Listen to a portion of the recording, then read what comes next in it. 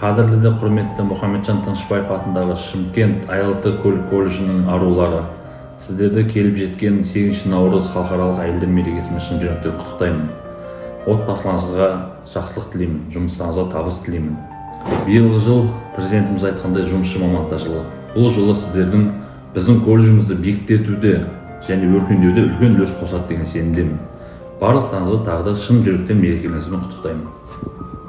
Құрметті ұстаздар қауымы, мына келіп жеткен 8 наурыз халықаралық әйелдер күнінің мерекесімен құттықтаймын шын жүректен.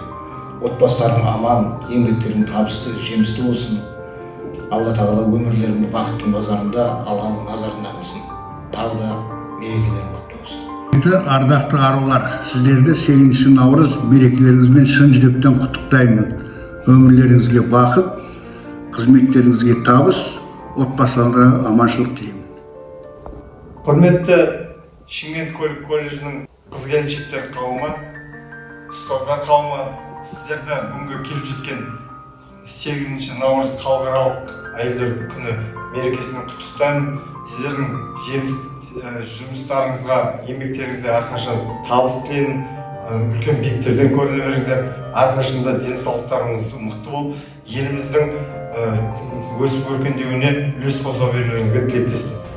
Құрметті Шымкент көлік колледжінің қыздары, абайлары, сіздерді мына көктемнің алғашқы күнімен келе жатқан халықаралық әйелдер мерекесімен құттықтаймын. Шын жүректен сіздерге тілейтінім ана бақыты, жұмыста жемісті болыңыздар, табысты болыңыздар. Біз сіздерді жақсы көреміз. Құрметті ханымдар, сіздерді мынау келе жатқан халықаралық әйелдер күнімен құттықтаймын. Денсаулық тілеймін, отбасыға амандық, қуаныш, береке тілеймін. Осыған орай 4 шумақты айтып жіберейін сіздерге тілекпен. Әйелдерді еркектерден көп дейді, ойбай бола берсін көп мейлі.